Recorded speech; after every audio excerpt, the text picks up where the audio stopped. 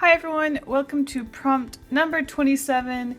Here is my ant for this video and let's get into it. Oh boy, looks like I'm going to be drawing a troll. Let's do it. Going into this prompt, I was pretty worried because I don't particularly like to draw ugly creatures, and when you think troll, aside from the cutesy little doll, you just think ugly and gross, and I'm not into that, which is kind of bad because I should broaden what I can draw. So when I think troll, I think of the Three Billy Goats gruff, which I kind of came to this gray area where I know I have the rule of no fan art, but my whole goal in illustration is to illustrate children's books, and when you come to these fairy tales that are free to use, I figure why not use them? I'm not a fan of these stories, so I don't really consider it fan art, and these are good pieces to put into my portfolio that I can show people that I can illustrate things for children's books. So who cares, right? Rule broken, rule not broken. Look, I drew a picture and it's pretty, and that's all that matters. Anyways, I was pretty worried about my sketch because it was pretty ugly. However, I ended up working something out and I'm actually pretty happy with the results. Because this was an illustration that I wasn't super excited about and the sketch was kind of I thought this would be a good opportunity to kind of play around with the layout of my illustration and overall just kind of try something new and do something that I don't normally do with my illustrations. After all, this is all about trying new things and just getting myself to draw and seeing what happens. As you can see, I started off by inking the illustration as usual, nothing too weird yet. However, if you did notice, it's kind of a progression of time.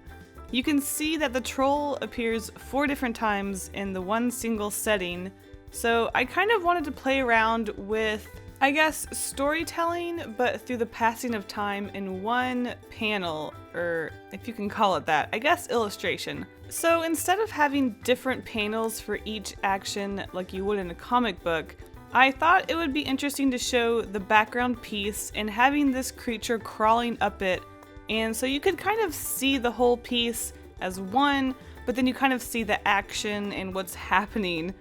My only concern with this piece is that it is going from the bottom up, and you don't normally read from the bottom up, you read from the top to the bottom.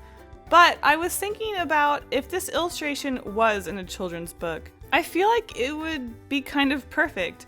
So this might be in a double page spread. This would be on the right, and on the left you could see the other part of the bridge and maybe some kind of action leading you from the top left to the bottom, and then on this page from the bottom up to the top again. And oh gosh, it just sounds so much fun to do a page layout illustration for a children's book like that. Also, the way I left that space between the bridge and the water would be perfect to put some text there for the storybook. Hey children's book publishers, looking to hire any illustrators? Man, I got super passionate about that layout situation there for a second. You guys almost lost me. Back to the illustration. Okay, I think it's time I explained the reason why I colored it the way that I did. So earlier, I mentioned that I was trying to, I guess, experiment with the way I do my illustrations.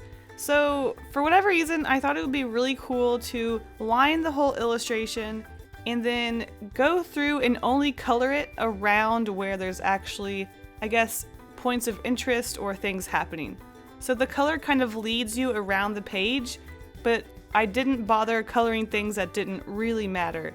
So the water going into the background, the sky under the bridge, and the rest of the bridge that wasn't super close to the characters. And I think it works. It actually kind of looks cool in its own way. It's something I've never done.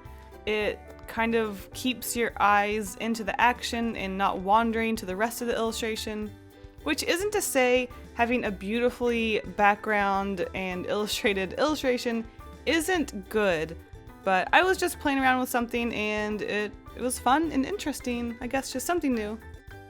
Also, like I said earlier, I didn't want to make this disgusting, nasty troll. So I started off having him looking grumpy and crawling out like he's going to eat the goat. But as he gets up there, you realize they're like totally BFFs and he just wants to chill. He's just always grumpy when he's not with his BFF, and they're just so happy to see each other on that bridge. Aw, how cute. So it's not fan art, it's my own take on the story. That's fan art. Well, look, it's a cute illustration, and it's not the 3 Billy Goats Gruff, it's the 1 BFF troll dude. Check it out at your local bookstore. I also gave him a lily pad hat because it's cute, and I just wanted to, I didn't want to give him an ugly patch of hair, and I thought, well, if I'm going towards more the cuter side, I guess I'll put a lily pad on his head because he just came out of the water, and it's cute. Also, the goat kind of ended up looking more dog-like than goat-like, but you know what? It's his little dog-goat friend, and that's cute. Wow, I can hardly believe it. Another prompt where I didn't complain about my illustration the whole time.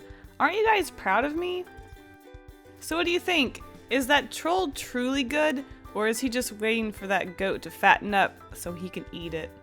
Let me know in the comments, and I will see you guys next time. Thanks for watching. Bye!